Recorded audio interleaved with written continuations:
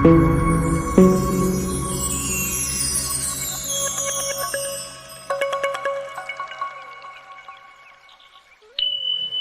श्री कृष्ण। वचनामृत में श्रीमद् भागवत कथा की कड़ी को आगे बढ़ाते हुए आज प्रस्तुत है धृतराष्ट्र, गांधारी और विदुर जी का वनगमन और धृतराष्ट्र और गांधारी का देह त्याग नारद जी के द्वारा शोकाकुल युधिष्ठिर को ज्ञानोपदेश देना। कथा का प्रारंभ होता है युधिष्ठिर के राज्य में धृतराष्ट्र और गांधारी बड़े आराम से रह रहे हैं। युधिष्ठिर उनकी सेवा में कोई कमी नहीं रखते हैं। हर तरह से, सभी प्रकार से विदुर जी का, माता गांधारी का और तात धृतराष्ट्र का ध्यान रखते हैं। उन्हें किसी प्रकार का कोई कष्ट न हो, इसका सदैव ध्यान रख रहे हैं। एक दिन धृतराष्ट्र और गांधारी से विदुर जी ने कहा कि तात, हम लोग युधिष्ठिर के दिए हुए अन्न पर जीवित हैं। ये सुख और उपभोग कर रहे हैं, वह सब उन पांचों भाइयों का दिया हुआ है जिनको मारने में आपने कोई कसर नहीं छोड़ी। आपने विष दिया था, किंतु भगवान की कृपा से वो बच गए। लाक्षागृह में रख के आग लगवा दी थी, फिर भी वे लोग बच गए। छल पूर्वक जुआ का खेल खेलकर उनकी सारी धन संपत्ति छीन ली थी, उन्हें वनवास दे दिया था। युद्ध में उन्हें मारने का प्रयास किया था। और फिर आज जब सभी लोग हमें छोड़कर चले गए, तो जिन्हें आपने शत्रु समझा था, आज उन्हीं के राज्य में बैठकर हमें भोजन करना पड़ रहा है। यह बड़े ही अपमान का विषय है। उचित नहीं है कि हम युधिष्ठिर पर जो हम लोगों ने इतना अत्याचार किया था, उन्हीं के दिए हुए अन्न पर, उन्हीं के दिए हुए आश्रय पर जीवित है। विदुर जी के इतना कहने पर धृतराष्ट्र की आंखें खुल गई। वो तो जन्मांध थे, उनके ज्ञान चक्षु खुल गए। धृतराष्ट्र और गांधारी ने जब विदुर जी की ये बातें सुनी, तो उन लोगों ने निश्चय किया कि कल प्रातः ही हम लोग तपस्या करने के लिए वन गमन करेंगे। अगले दिन युधिष्ठिर से आज्ञा लेकर धृतराष्ट्र, गांधारी और विदुर जी वन में तपस्या के लिए चले गए।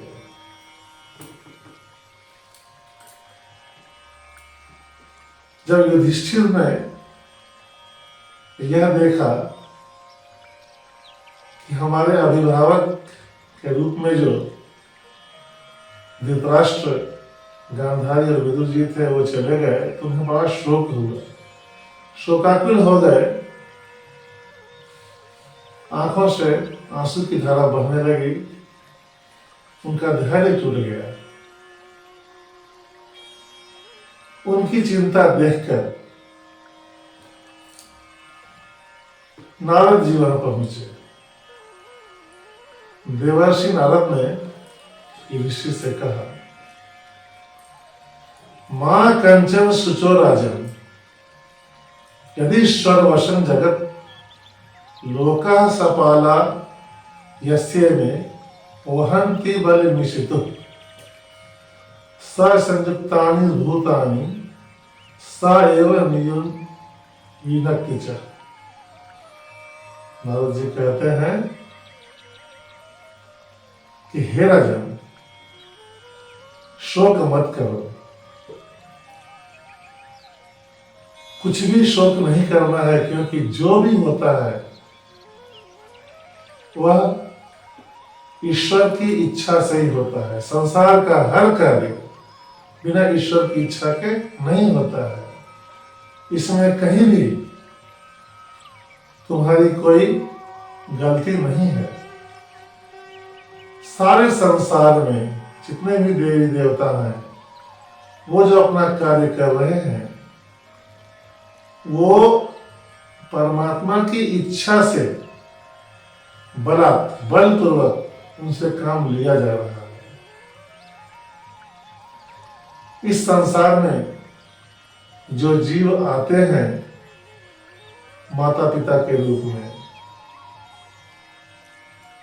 पिता पुत्र के रूप में, पुत्री और माता के रूप में, भाई बहन या जिस किसी भी रूप में हमारा संयोग होता है, उस पर हमारा कोई वश नहीं है। ये सब भगवान की इच्छा से ही होता है। संयोग भी और वियोग भी, मिलना भी और बिछुड़ना भी। इसलिए इस पर ज्यादा चिंता करने की, शोक करने की आवश्यकता नहीं है। राजन, कभी आपने बच्चे को खेलते हुए देखा है? एक छोटा सा बालक जब खिलौने लेकर बैठता है तो किसी को पता नहीं होता है कि वह कौन सा खिलौना कहाँ रखेगा, किस खिलौने से प्यार करके खेलेगा और किस खिलौने को तोड़ देगा। ये संसार भी उसी प्रकार है। यथा क्रीड़ोपसर्ग का नाम, यथा कीड़ोपसर्ग का नाम संयोग विगमाविह इच्छया क्रीडितुः स्याताम् यथैवेच्छेषथा नृणाम्। तो भगवान क्रीड़ा कर रहे हैं, हमें मिलवा भी रहे हैं, हमारा वियोग भी करवा रहे हैं। यथा क्रीड़ो उपस्कराणाम संयोग विगमाविह इच्छया क्रीडितुः स्याताम् तथा वेशेच्छया नृणाम्। जिस प्रकार खेलने वाला खिलाड़ी खिलौनों से स्वेच्छापूर्वक खेलता है, वैसा ही ईश्वर भी हमारे साथ खेल खेलते हैं। हे युधिष्ठिर, शोक मत करो। धृतराष्ट्र, गांधारी और विदुर सप्तधारा गंगा में तप कर रहे हैं। आज से 5वें दिन धृतराष्ट्र तपोग्नि में, तपस्या की अग्नि में जल जाएंगे और उनकी पत्नी पतिव्रता गांधारी उसी अग्नि में प्रवेश कर जाएगी और विदुर जी वहां से तीर्थ सेवन के लिए निकल जाएंगे।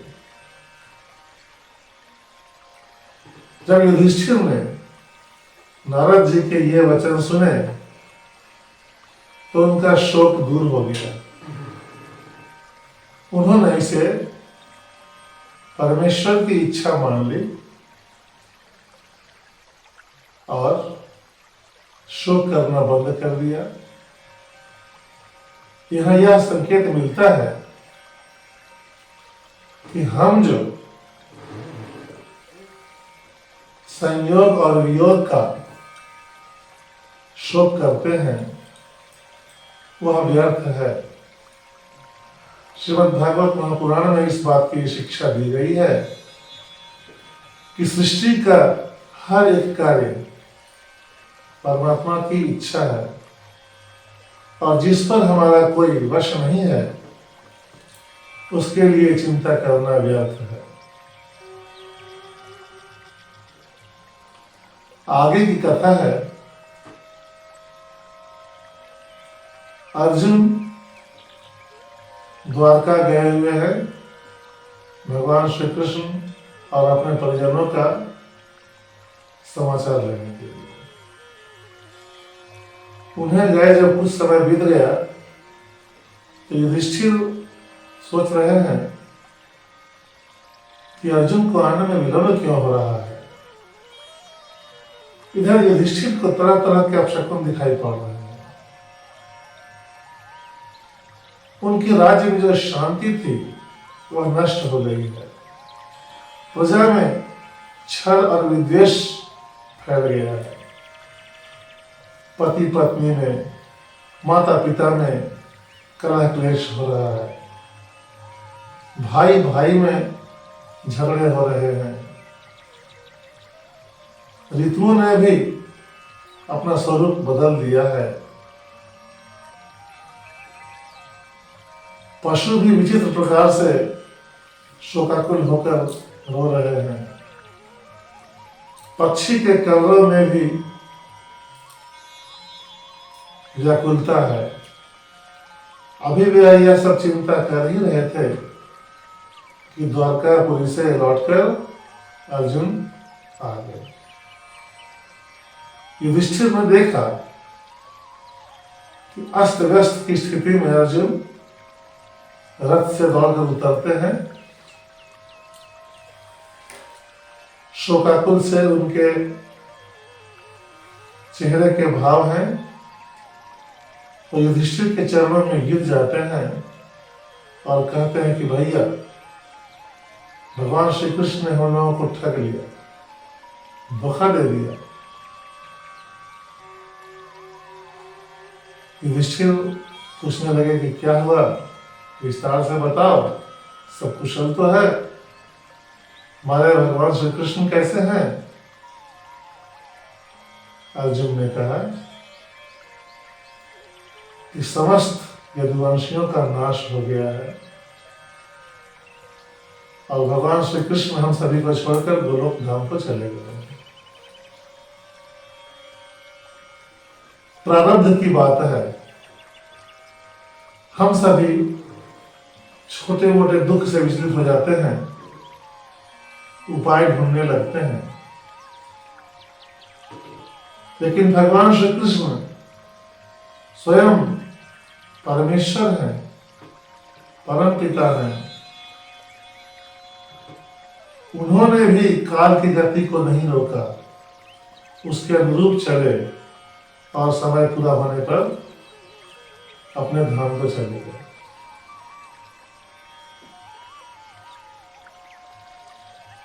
यह सुनकर युधिष्ठिर ने अर्जुन से कहा कि भगवान जब तक हमारे साथ रहे हमें सभी विपत्तियों से बचाए, हमारी रक्षा करते रहे। और आज अब हमारे बीच नहीं है तो हमारी रक्षा करने वाला कोई नहीं है। जब तक हमारे साथ भगवान रहते हैं तब तक हमें कोई कष्ट नहीं होता है। भगवान के बिछुड़ने से ही हम सभी कष्ट और दुख को प्राप्त हो जाते हैं।